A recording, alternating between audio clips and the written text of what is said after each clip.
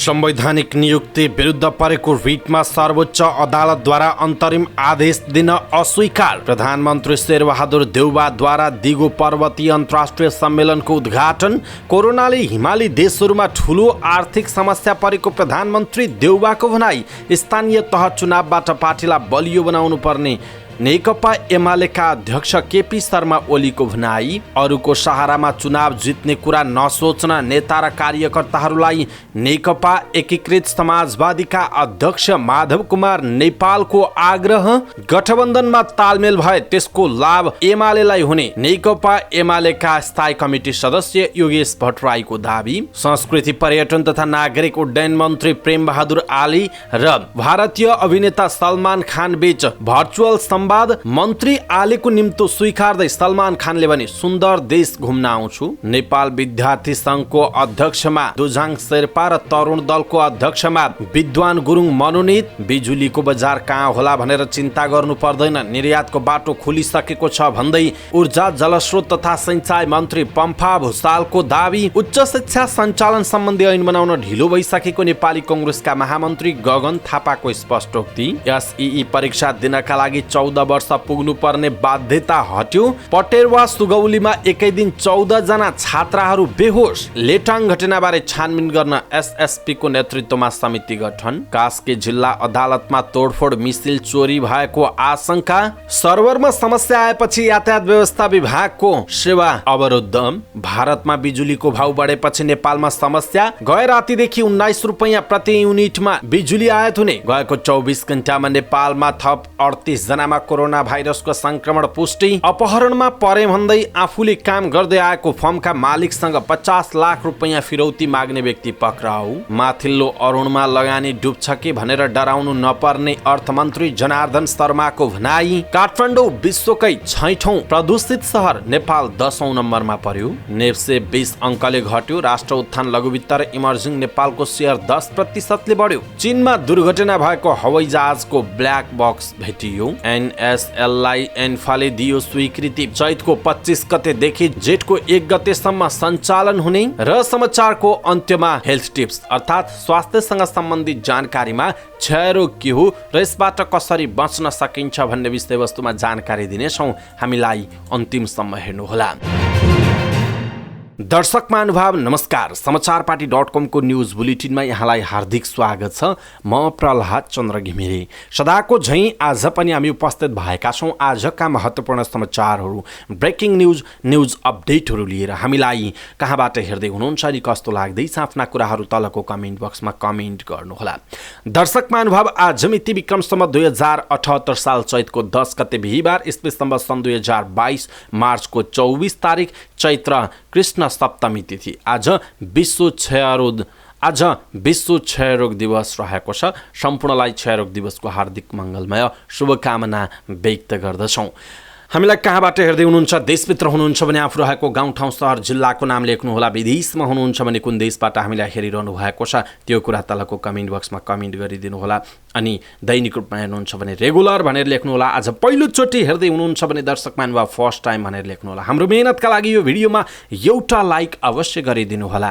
दर्शक महानुभाव पछिल्लो समय समाचार पार्टीको जस्तै गरी अरू युट्युब च्यानलहरूले आफ्नो फोटोहरू बाहिर देखाइरहेका छन्। थम्बनेलहरू चाहिँ समाचार पार्टीको जस्तै थम्बनेलहरू तपाईले देख्न सक्नुहुनेछ, तर त्यो समाचार पार्टीको समाचार हुँदैन। त्यसकारण तपाईले समाचार पार्टीको न्यूज हेर्नका लागि समाचार पार्टी न्यूज भनेर सर्च गर्नुपर्छ।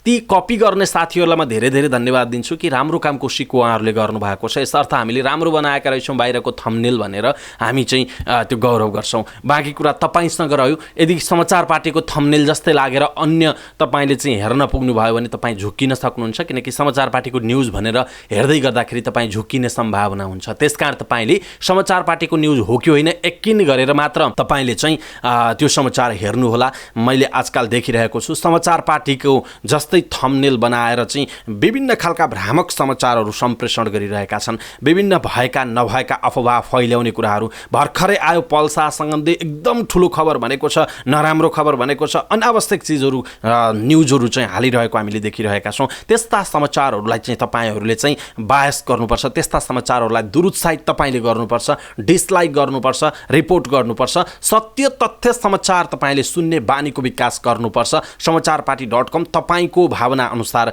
चल्नका लागि सत्य तथ्यमा जहिले पनि हामी चाहिँ निर्भीक भएर रहिरहन चाहन्छौँ। त्यसकारण समाचारपाटीको कपी गरेर कोही कसैले त्यस्तो गरेको छ भने तपाईँहरूले हामीलाई जानकारी पनि गराउनुहोला र उनीहरूको कमेन्टमा गएर पनि तपाईँले भन्नुहोला यो चाहिँ समाचारपाटीको जस्तो भयो भनेर भनिदिनुहोला, ताकि उनीहरूले अर्को दिनदेखि हाम्रो कपी गर्न पाउँदैन अथवा हाम्रो जस्तै गरेर भ्रममा पारेर हेर्ने दर्शक कतिपयलाई अहिले पनि थाहा छैन कि कुन च्यानलको समाचार हो भन्ने थाहा छैन है। त्यसकारण भ्रममा पारेर चाहिँ त्यो समाचार बिकाउने खेल चलिरहेको छ। यसतर्फ पनि म सचेत रहनका लागि तपाईँहरूलाई हार्दिक अनुरोध गर्दछु र यदि तपाईँलाई हाम्रो प्रस्तुतिप्रति कुनै पनि सल्लाह सुझाव अनि प्रतिक्रिया छ भने कृपया हामीलाई कमेन्ट गर्नुहोला अथवा व्हाट्सएप भाइबरमा मेसेज गर्न सक्नुहुनेछ। हाम्रो नम्बरहरू तपाईँहरूले चाहिँ च्यानलमा पाइहाल्नुहुन्छ, डिस्क्रिप्सनमा रहेको छ, इमेल एड्रेस रहेको छ, तपाईँले इमेल पनि पठाउन सक्नुहुनेछ। यो जानकारी गराउँदै आउनुहोस् दर्शक महानुभाव आजका महत्त्वपूर्ण समाचारतर्फ लागौँ। संवैधानिक नियुक्ति विरुद्ध परेको रिटमा सर्वोच्च अदालतले अन्तरिम आदेश दिन अस्वीकार गरेको प्रसङ्गबाट। केपी शर्मा ओली नेतृत्वको संवैधानिक परिषदले गरेको संवैधानिक नियुक्ति विरुद्ध परेको रिटमा सर्वोच्च अदालतले अन्तरिम आदेश दिन अस्वीकार गरेको छ। सर्वोच्चको संवैधानिक इजलासले 52 जना संवैधानिक अङ्गका पदाधिकारीको नियुक्ति बदर गर्न परेको रिटमा अन्तरिम आदेश दिन अस्वीकार गर्दै रिटमा कारण देखावा आदेश जारी गरेको छ। कायम मुकायम प्रधान न्यायाधीश दीपक कार्कीको अध्यक्षतामा गठन भएको संवैधानिक इजलासमा न्यायाधीशहरू हरिकृष्ण कार्की, विश्वम्भर श्रेष्ठ, मीरा खड्का र ईश्वर प्रसाद खतिवडा रहनु भएको छ। सर्वोच्चले अन्तरिम आदेश नदिएसँगै अख्तियार दुरुपयोग अनुसन्धान आयोग, मानव अधिकार आयोग लगायत विभिन्न निकायमा नियुक्त भएका 52 जना पदाधिकारीलाई काम गर्न कानुनी रूपमा सहज भएको छ। तत्कालीन प्रधानमन्त्री केपी शर्मा ओली नेतृत्वको सरकारले उपस्थित बहुमत पदाधिकारीले निर्णय गर्न सक्ने गरी संवैधानिक परिषद सम्बन्धी अध्यादेश ल्याएर संवैधानिक निकायमा पटक पटक गरी 52 पदाधिकारी नियुक्तिको सिफारिस गरेको थियो। संवैधानिक परिषदको सिफारिसमा नियुक्त भएका 52 जना पदाधिकारी नियुक्ति खारेजीको माग गर्दै अधिवक्ता डाक्टर गणेश रेग्मीले रिट निवेदन दर्ता गर्नुभएको थियो। प्रधानमन्त्री शेरबहादुर देउवाले दिगो पर्वतीय अन्तर्राष्ट्रिय सम्मेलनको उद्घाटन गर्नुभएको छ। वन तथा वातावरण मन्त्रालयद्वारा काठमाडौँको चन्द्रागिरीमा आयोजित 2 दिने सम्मेलनमा विश्वका 13 देशका 200 जनाको सहभागिता रहेको छ। तीमध्ये 100 जना भौतिक रूपमा र बाँकी 100 जना भर्चुअल माध्यमबाट सहभागिता जनाएको बताइएको छ। सम्मेलनमा पर्वतीय वातावरणसँग सम्बन्धित 5 वटा विधामा कार्यपत्र प्रस्तुति र छलफल हुनेछ। दिगो विकास, पर्वतीय अर्थतन्त्र, पर्वतीय जैविक विविधता तथा पारिस्थितिकीय प्रणाली, पर्वतीय संस्कृति, पर्वतीय महिला र पर्वत समथर भूभाग बीचको अन्तर्सम्बन्ध लगायतका विधामा विज्ञहरूले कार्यपत्र प्रस्तुत गरी क्षेत्रीय नीति निर्माणका लागि सुझाव प्रस्तुत गर्नेछन्। सम्मेलनको उद्घाटनका लागि प्रधानमन्त्री शेरबहादुर देउवा हेलिकप्टरबाट चन्द्रागिरीमा रहेको चन्द्रागिरी हिल्स रिसोर्टमा पुग्नु भएको थियो। प्रधानमन्त्री शेरबहादुर देउवाले कोरोना भाइरस महामारीका कारण नेपाल सहित विश्वका हिमाली देशहरूमा ठूलो आर्थिक समस्या परेको बताउनु भएको छ। काठमाडौँको चन्द्रागिरीमा दिगो पर्वतीय विकासको अन्तर्राष्ट्रिय वर्षको सन्दर्भमा आयोजित अन्तर्राष्ट्रिय सम्मेलनको उद्घाटन गर्दै देउवाले यस्तो बताउनु भएको हो। उहाँले अन्तर्राष्ट्रिय स्तरबाट सहयोग भए मात्र नेपाल लगायतका हिमाली देशहरूको अर्थतन्त्रलाई बलियो बनाउन सकिने बताउनुभयो। प्रधानमन्त्री देउवाले भन्नुभयो, कोभिड-19 महामारीले हामी सबैलाई पिरोलेको छ। यसले हिमाली देशहरूको अर्थतन्त्रमा ठूलो असर गरिरहेको छ। अब नेपाल सहितका हिमाली देशहरूले गुमेको अर्थतन्त्र फेरि पाउनलाई अन्तर्राष्ट्रिय समुदायको थप सहयोग र समर्थन आवश्यक पर्छ। रोजगारीका अवसरहरू सृजना गर्न र दिगो पूर्वाधारको विकास सुनिश्चित गर्न आवश्यक छ। अध्ययनबाट पहाडी क्षेत्रहरूमा विश्वव्यापी रूपमा तापमान बढेको पाइएको छ भने औसतभन्दा धेरै छिटो न्यानो हुँदै आएको छ। दिगो पर्वतीय विकासको एजेन्डा नेपालका लागि सधैँ प्राथमिकताको विषय छ। हामीले यसको पक्षमा बेला बेलामा आवाज पनि उठाएका छौँ। हामीले यही पर्वतीय अन्तर्राष्ट्रिय दिवसको सन्दर्भमा मुस्ताङमा माउन्टेन एडभोकेसी समिट गर्न लागेका छौँ, उहाँको भनाइ छ। प्रधानमन्त्री देउवाले विश्वमा मानव समुदायको भविष्य सुरक्षित गर्नका लागि विश्वव्यापी तापमान वृद्धि रोक्न आवश्यक रहेको भन्दै त्यसको पक्षमा तत्काल कदम चाल्न आवश्यक रहेको पनि स्पष्ट पार्नुभयो। उहाँले पर्वतीय मुद्दाहरूलाई समाधान गर्न पहाडी देशहरूबीच छलफल हुन आवश्यक रहेको पनि बताउनु भएको छ।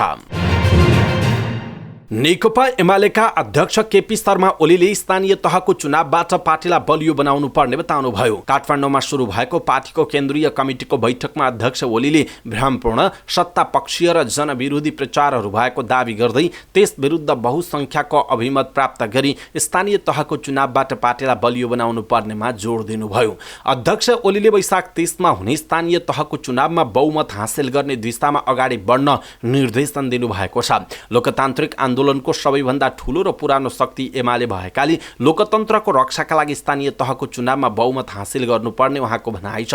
ओलीले भन्नुभएको छ, नेपालको लोकतान्त्रिक आन्दोलनमा हामी मुख्य शक्ति छौँ। इतिहासको लोकतान्त्रिक आन्दोलनको विरासत हामीसँग छ। आजको समस्या र चुनौतीको सामना र समाधान गर्नुपर्ने उत्तरदायित्व हामीसँग छ। देशलाई समृद्ध नेपाल, सुखी नेपाली बनाउने अभिभारा हामीसँग छ। यसका लागि स्वाभाविक रूपमा आउँदा चुनावहरू महत्त्वपूर्ण छन्। केन्द्रीय कमिटी बैठकले स्थानीय तहको चुनाव सफलतापूर्वक सम्पन्न गराउन संगठनात्मक र प्रचारात्मक कार्यक्रम तथा जनपरिचालन सम्बन्धी महत्त्वपूर्ण निर्णय गर्ने जनाइएको छ। नेकपा एकीकृत समाजवादीका अध्यक्ष एवं पूर्व प्रधानमन्त्री माधव कुमार नेपालले अरूको सहारामा चुनाव जित्ने कुरा नसोच्न आग्रह गर्नुभएको छ।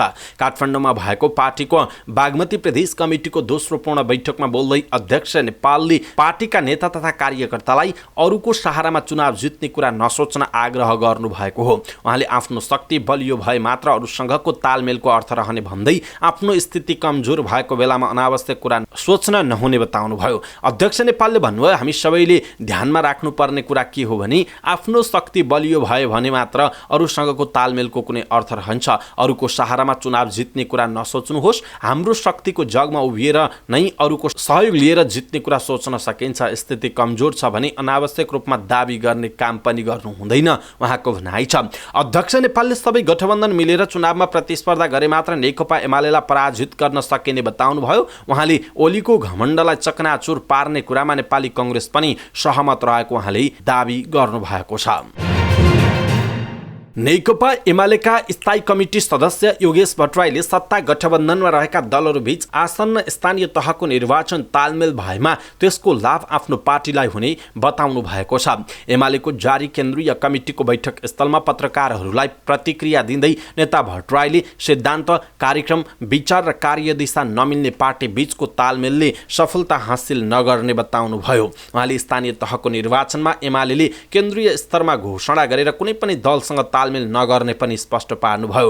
उहाँका अनुसार बैठकमा अध्यक्ष केपी शर्मा ओलीले प्रस्तुत गर्नुभएको राजनैतिक प्रतिवेदनमा पार्टीको सम्पूर्ण शक्ति निर्वाचनमा होमिनुपर्ने आह्वान गरिएको छ। प्रतिवेदनमा स्थानीय तहको उम्मेद्वार हुनका लागि पार्टीप्रति प्रतिबद्ध, विगतको निर्वाचनमा विजय हासिल गरेको भए निजले गरेका काम राम्रो हुनुपर्ने, चारित्रिक हिसाबले असल र क्षमतावान हुनुपर्ने मापदण्ड प्रस्ताव गरिएको उहाँले जानकारी दिनुभयो। बैठकमा विभिन्न प्रदेशका अध्यक्षले रिपोर्टिङ गर्दै पार्टी तल्लो तहसम्म पुनर्संगठित भएको र विभाजनको खासै असर नपरेको अवगत गराएको जनाइएको छ।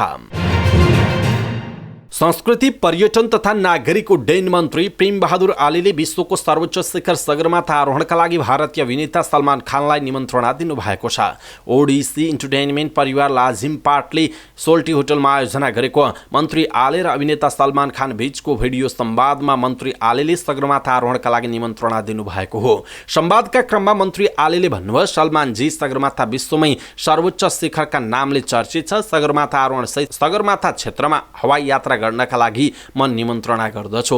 नेपालमा तपाईका धेरै फ्यान छन्। नेपाल आएर यहाँका विभिन्न पर्यटकीय क्षेत्रमा टिभी सो, चलचित्र सुटिङ गर्नुहोस्। नेपालमा कोरोना संक्रमण घट्दै गएकाले नेपाल अहिले पर्यटनका लागि खुल्ला भएको पनि मन्त्री आलेले जानकारी गराउनुभयो। संवादकै क्रममा मन्त्री आलेले सलमान खानका चलचित्रका बारेमा पनि प्रशंसा गर्नुभएको थियो। मन्त्री आलेले दिनुभएको निमन्त्रणा स्वीकार गर्दै अभिनेता खानले आफू नेपाल आउने र विश्वको सर्वोच्च शिखर सगरमाथा आरोहण गर्ने बताउनुभयो। उहाँले भन्नुभयो, म केही समयमा नेपाल आउँछु। तपाईले दिनुभएको निमन्त्रणा अनुसार सगरमाथा आरोहण गर्नेछु र भ्रमण गर्नेछु। यसै गरी अभिनेता खानले मन्त्री आलेको यो प्रस्तावलाई सकारात्मक रूपमा लिँदै नेपाल सुन्दर देश रहेको र यसको पर्यटन प्रवर्धनमा आफ्नो तर्फबाट सहयोग गर्ने वचन पनि दिनुभएको छ। अभिनेता खानले काठमाडौँको दशरथ रङ्गशालामा हुने कार्यक्रमका लागि आउँदो जेठ 14 गते नेपाल आउन लागेको जानकारी समेत गराउनुभयो। मन्त्री आले र अभिनेता खान बीच झण्डै 10 मिनट लामो भिडियो संवाद भयो। भएको थियो। दशरथ रङ्गशालामा हुने दबङ रिलोडेड टुरका लागि ओडिसी इन्टरटेनमेन्टले भारतीय अभिनेता सलमान खानलाई नेपाल ल्याउन लागेको हो। नेपाली कांग्रेसका सभापति शेरबहादुर देउवाले पार्टीको युवा संगठन नेपाल तरुण दल र विद्यार्थी संगठन नेपाल विद्यार्थी संघको अध्यक्ष नियुक्त गर्नु भएको छ। उहाँले पार्टीको केन्द्रीय कार्य सम्पादन समितिको निर्णय अनुसार नेवी संघ केन्द्रीय तदर्थ समितिको अध्यक्षमा दुजाङ शेर्पालाई नियुक्त गर्नुभयो। त्यस्तै तरुण दलको केन्द्रीय तदर्थ समितिको अध्यक्षमा विद्वान गुरुङलाई मनोनित गर्नुभयो। तदर्थ समितिले 3 तहको निर्वाचनको अन्तिम परिणाम आएको 3 महिनाभित्र अधिवेशन गर्नुपर्ने जनाइएको छ।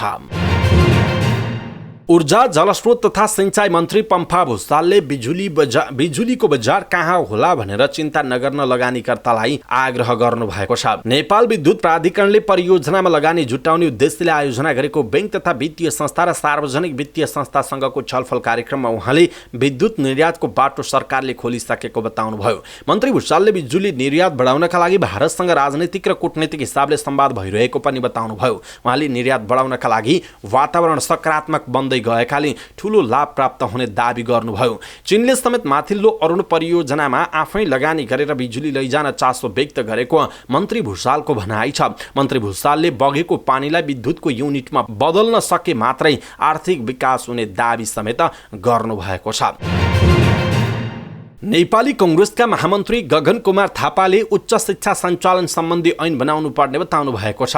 कीर्तिपुरमा आयोजित त्रिभुवन विश्वविद्यालय कर्मचारी संघ केन्द्रीय समितिको 12औं राष्ट्रिय सम्मेलन उद्घाटन समारोहलाई सम्बोधन गर्दै उहाँले नेपालको उच्च शिक्षा सञ्चालन सम्बन्धी छुट्टै ऐन बनाउनु पर्ने बताउनु भएको हो। नेपालमा नयाँ संविधान बनेर संघीयतामा प्रवेश गरिसकेको सन्दर्भमा आजसम्म पनि नयाँ ऐन बनाउन नसकिएको भन्दै महामन्त्री थापाले उच्च शिक्षा सञ्चालन सम्बन्धी ऐन निर्माण गर्न ढिलो भइसकेको बताउनुभयो। उहाँले भन्नुभयो, यत्रो ठूलो राजनीतिक परिवर्तन गर्यौं, संविधानले नयाँ संरचना बनायो, स्थानीय सरकार प्रदेश सरकार बनाएका छौं, तर यत्रो ठूलो परिवर्तन पछाडि चाहिँ हामी विश्वविद्यालय कसरी सञ्चालन गर्ने भन्ने कुराको सन्दर्भमा मूल विषयमा प्रवेश गर्न चाहेनौं। उच्च शिक्षा सञ्चालन सम्बन्धी ऐन बनाउनु पर्छ भनेर मैले भन्दै आएको छु। ऐन ल्याइसकेपछि हाम्रो बाटो के हो, हामी उच्च शिक्षामा लगानी कति गर्ने हो, कसले गर्ने हो, कसरी गर्ने हो, विश्वविद्यालय कसरी चलाउने हो, संघको जिम्मेवारी के हो, प्रदेशको जिम्मेवारी के हो, भइरहेको विश्वविद्यालयलाई के गर्ने हो, नयाँ विश्वविद्यालय खोल्ने हो कि होइन, यो सबैको सन्दर्भमा पहिला एउटा प्रबन्ध गरौँ।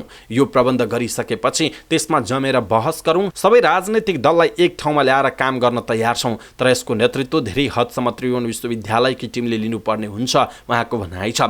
महामन्त्री थापाले त्रिभुवन विश्वविद्यालयमा अहिले देखिएका समस्या समाधानका लागि सबै पक्ष जिम्मेवार भएर लाग्नु पर्ने बताउनु भएको छ। सरकारले माध्यमिक शिक्षा परीक्षा एसईई दिनका लागि 14 वर्ष उमेर पुग्नुपर्ने बाध्यता हटाएको छ। शिक्षा विज्ञान तथा प्रविधि मन्त्रालयले गएको 2 गतेको मन्त्री स्तरीय निर्णयबाट एसईई का लागि रहेको 14 वर्ष उमेरको थ्रेसहोल्ड हटाएको र त्यसको सूचना प्राप्त भएर कार्यान्वयनमा गएको राष्ट्रिय परीक्षा बोर्डका अध्यक्ष महाश्रम शर्माले जानकारी दिनुभयो। अरू देशमा रहेको व्यवस्था र नेपालमा कतिपय विद्यार्थीहरू 14 वर्ष अघि नै कक्षा 10 मा पुग्ने क्रम सुरु भएकाले कक्षा 10 को वार्षिक परीक्षामा रहेको उमेर हद हटाइएको उहाँले बताउनुभयो। बालबालिकाको वृद्धि विकासको दृष्टिले 5 वर्ष पुगेपछि मात्रै विद्यालय भर्ना गर्नु ठिक हुने, तर कतिपय बालबालिकाले केही कक्षा नपढी माथिल्लो कक्षामा जान सक्ने अवस्था हुने भएकाले उमेरको हद हटाउनु उपयुक्त देखिएको शर्माको भनाइरहेको छ।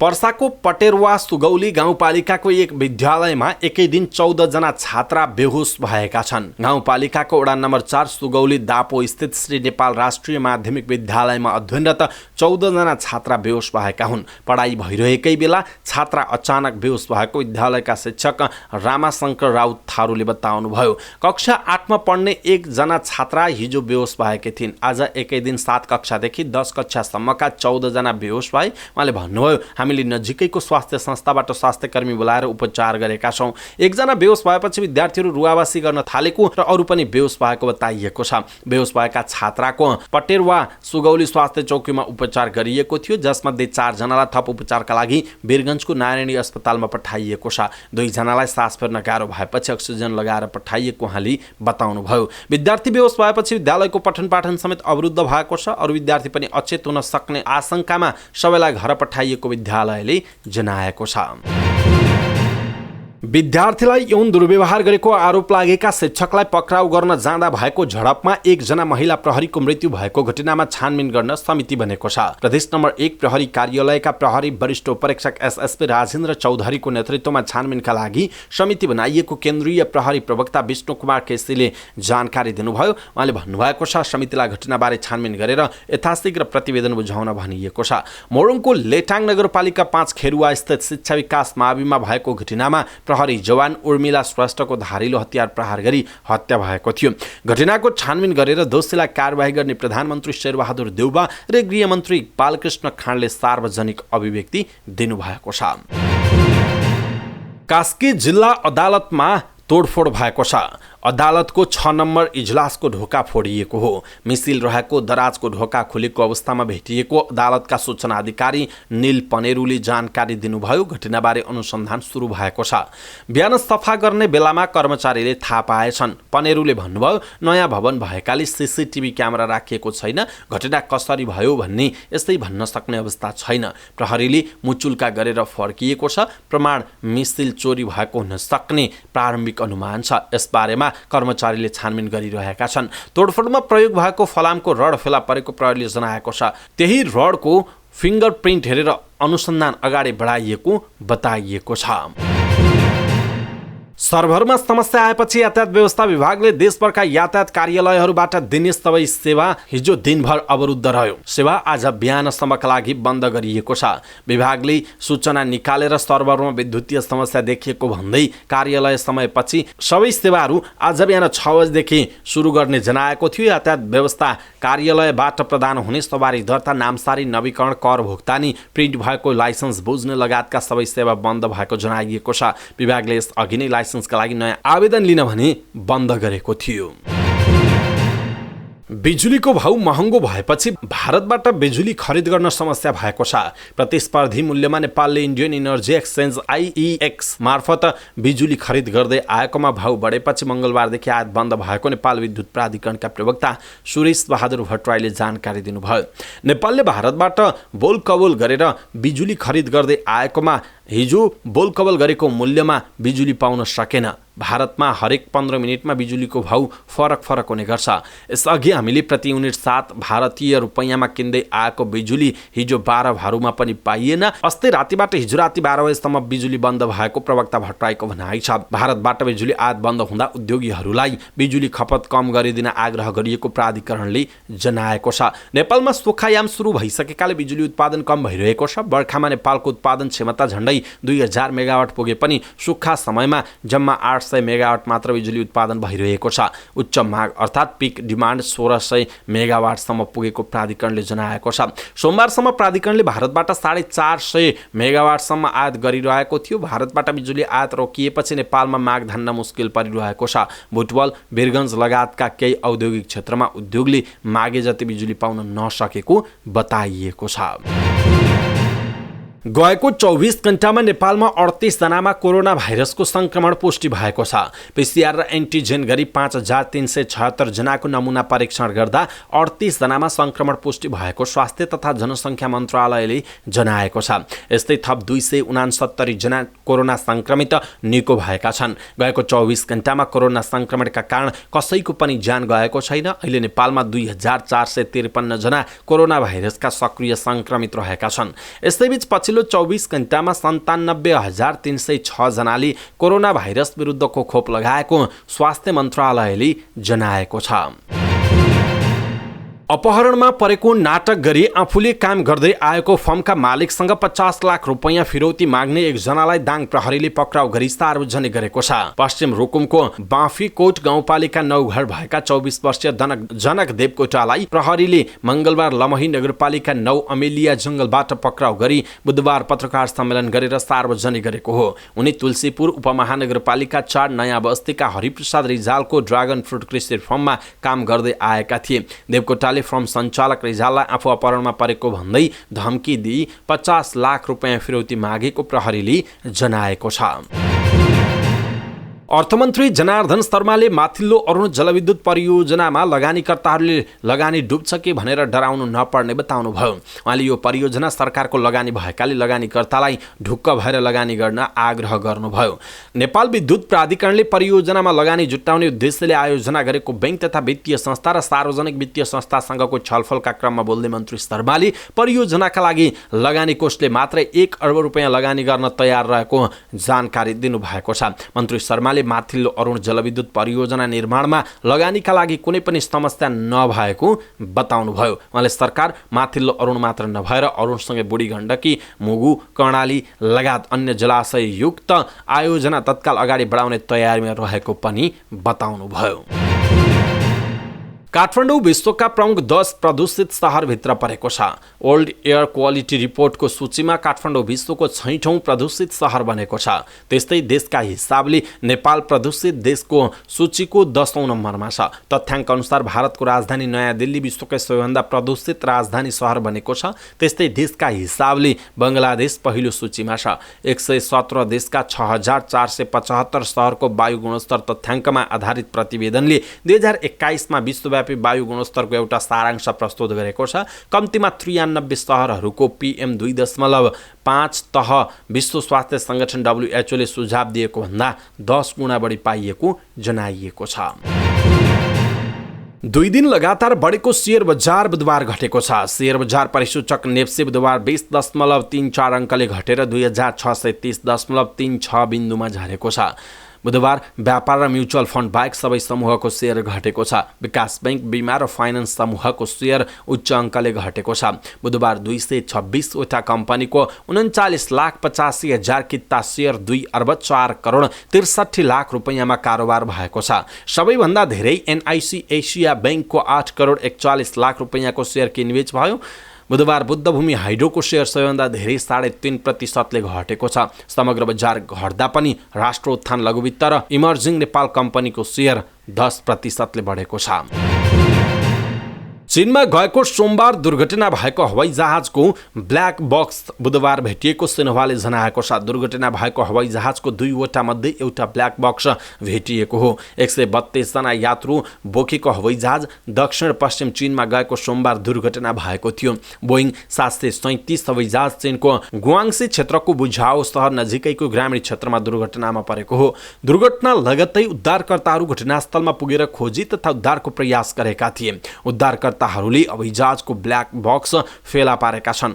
हवाईजहाज दुर्घटना हुनुमा मौसम सम्बन्धी कारण नभएको पनि सरकारी अधिकारीहरूले स्पष्ट पारेका छन्। घटनास्थलमा पुगेका उद्धारकर्ताहरूले पनि औपचारिक र आधिकारिक रूपमा घटनाको बारेमा विस्तृत जानकारी दिएका छैनन्। फ्रेन्चाइज फुटबल प्रतियोगिता नेपाल सुपर लिग NSL को दोस्रो संस्करण सञ्चालनका लागि अखिल नेपाल फुटबल संघ एन्फाले स्वीकृति दिएको छ। एन्फाले Nepal sports and event management NSEM लाई NSL आयोजनाका लागि स्वीकृति दिएको हो। NSEM ले चैतको 2 मा एन्फालाई पत्र लेख्दै NSL का लागि चैतको 25 गतेदेखि जेठको 1 गतेसम्मको मिति माग गरेको थियो। एन्फाले त्यही मितिमा NSL गर्नका लागि स्वीकृति दिएको छ।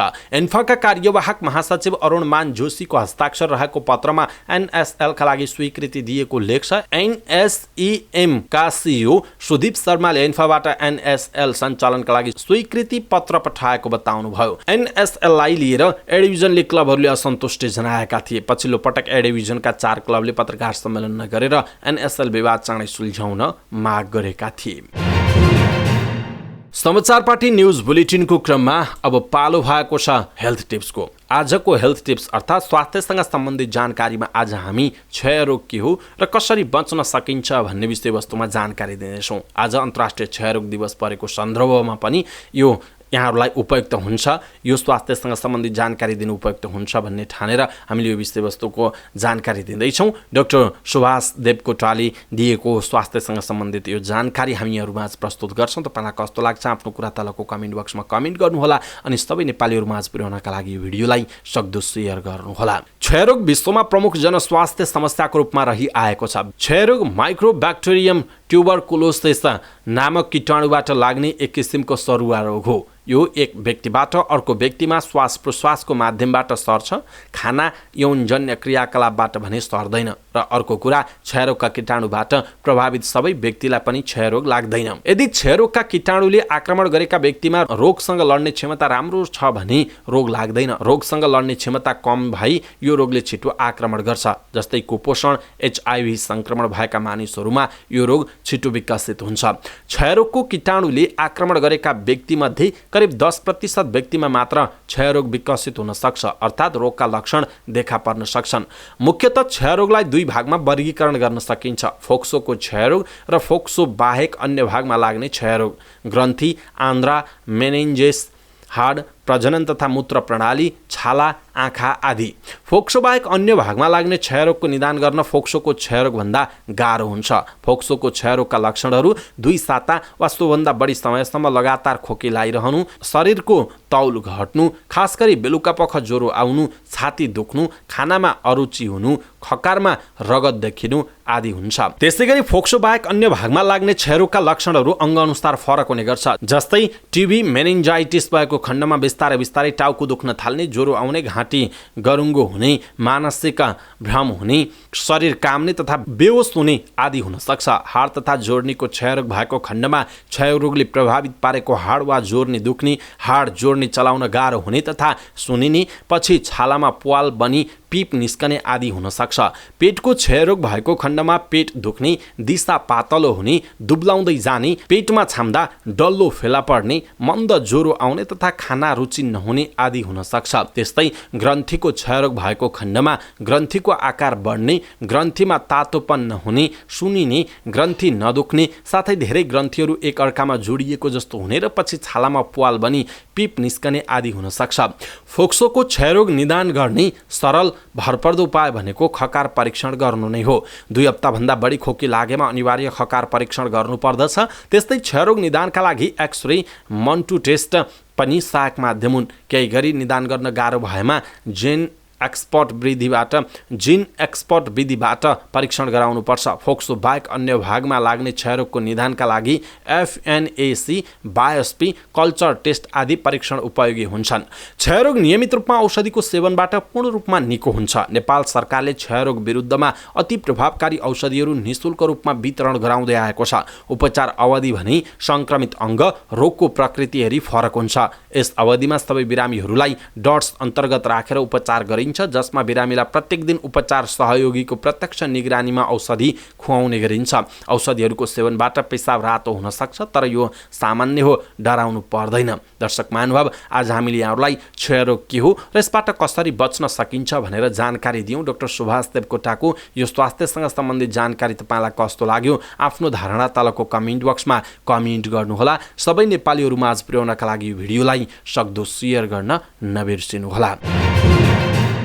समाचार पार्टी न्यूज बुलेटिनमा अब पालो भएको छ समाचार पार्टी माइन्ड क्विजको। समाचार पार्टी माइन्ड क्विजको आजको प्रश्न छ, पोखराको फेवाताल किनार सेदी र सराङकोट जोड्ने अन्नपूर्ण केबल कारको दूरी कति रहेको छ? पोखराको फेवाताल किनार सेदी र सराङकोट जोड्ने अन्नपूर्ण केबल कारको दूरी कति रहेको छ? कृपया आफूलाई लागेको सही उत्तर तलको कमेन्ट बक्समा कमेन्ट गर्नुहोला। अवस्था दर्शक महानुभाव, आजका महत्त्वपूर्ण समाचार यति नै। हामीले प्रस्तुत गरेका समाचारहरूप्रति तपाईँको धारणा के छ? आफ्नो धारणा तलको कमेन्ट बक्समा कमेन्ट गर्नुहोला। पलपलको न्युज अपडेटका लागि हाम्रो च्यानललाई सब्स्क्राइब गर्नुभएको छैन भने मित्रहरू सब्स्क्राइब गर्नुहोस् अनि नजिकै आउने बेल आइकनलाई क्लिक गर्न नबिर्सिनुहोला।